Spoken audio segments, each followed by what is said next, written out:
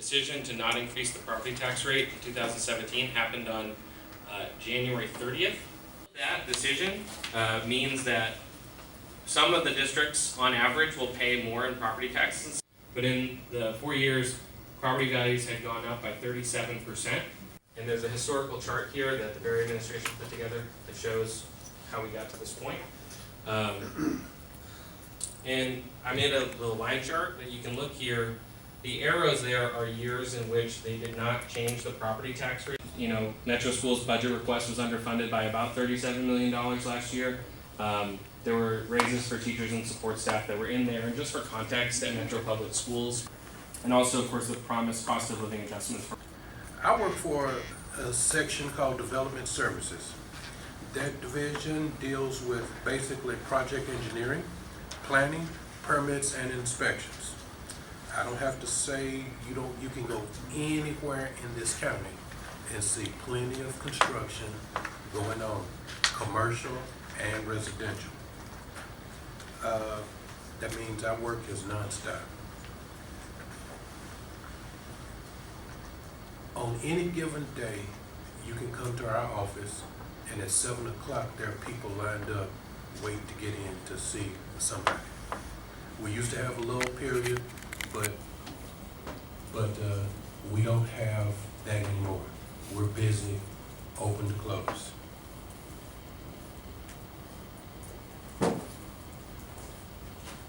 It doesn't make sense that Nashville adds 100 new residents a day and Metro isn't keeping up pace with our hiring.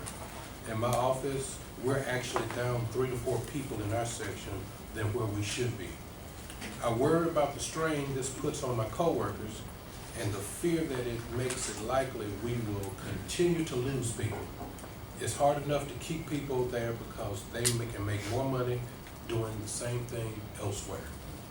That's why it's so vital that we fix the budget and restore the next 3-year pay plan the council approved back in 2017. I'm a military officer. I'm a captain, former captain of the United States Army. I taught school at West Point Military Academy. I have 6 years of college. I don't have a degree, but I have 6 years of college. And many of my colleagues also have college. One of the problems that we have is that the system doesn't recognize us as professionals. It doesn't realize how essential we are. We have, right now, there's a federal bill required to have a $15 minimum wage. I sat in a meeting and Mayor Bradley said that one of the Nashville's biggest problems is wage stagnation. You know, he's right. Our wages are stagnated. Okay, with all of that qualification, with all of what we do, I make $13 an hour. Back in 1970, my father worked in a factory for $3 an hour, $125 a week. It was a job that you didn't even have to have a diploma to get.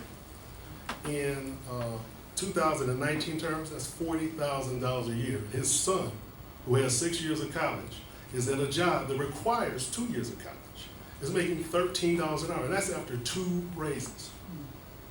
So I have a couple of other jobs, but you know, I love my job, but I shouldn't have to get another job to keep my job. Right. And that's what a lot of us are in. They're working, they're leaving school, they're going to work at Walmart, we're doing things on the side. So I really don't care to hear a lot of excuses about this. We work in Nashville, we deserve to live in Nashville, we ought to be able to afford to live in Nashville. I shouldn't have to make something that my father, a job that my father would, a wage that my father would have accepted back in 1970. So on behalf of my workers, it's time out for the excuses. We are struggling. We are hurting. We work hard. We love education. But you know what? I can't take that love to the power company asking to pay that bill.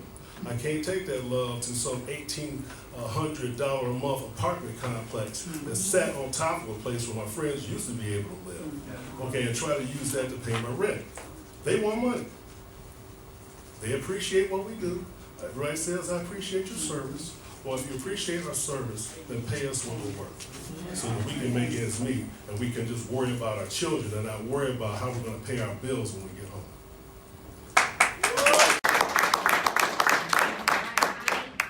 I am a 32-year Metro employee.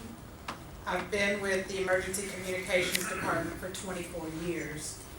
We have a very stressful job. We talk to people who are in danger, frightened, injured, angry, and in some cases dying.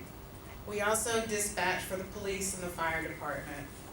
It's the kind of job that comes home with you whether you want it to or not.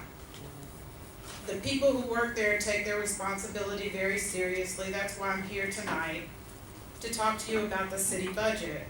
Right now, we have 190 full-time positions in our department budget. In 2008, we had 183 positions in the budget. That was one full-time person for every 3,228 people living in the city.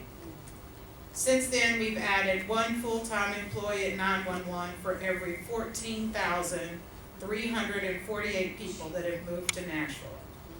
I want to repeat that. For every 14,348 people that have moved to the city since 2008, we have added just one employee to the Emergency Communications Department in the budget. However, most of the years that I've been there, we have been short-staffed and understaffed, meaning we have vacancies that are not even filling the budgeted positions.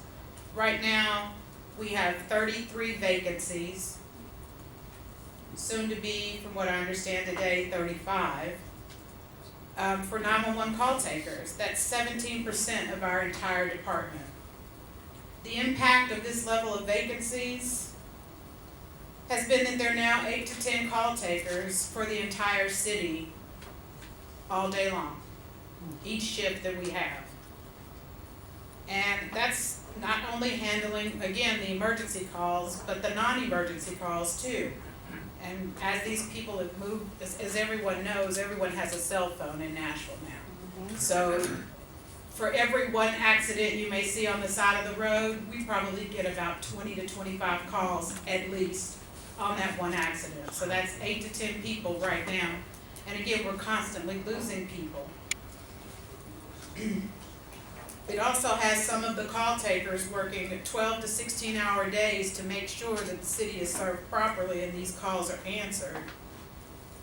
Honestly, the 8 to 10 call takers working is kind of a stretch. It's a generous estimate of what we have on an average basis. It also leads to no vacation time, no time out, and burnout. Tonight, I'm leaving from a 10-hour workday myself to be here. And we've got people that do this on a daily basis just because we are dedicated. 911 call takers in Nashville have a starting salary of $15.60 an hour. During the Dean administration, we went without cost of living increases for 4 years and without step raises for 4 years. We were told that was because of the recession. Now we're booming and we're going without it again. I worry about the strain this puts on our employees and the fear that it makes it likely we will continue to lose people. The hub, I don't know if you guys are familiar with 311, they started off more than our call takers did at 911. It's hard enough to keep people here because they can make more money doing easier work.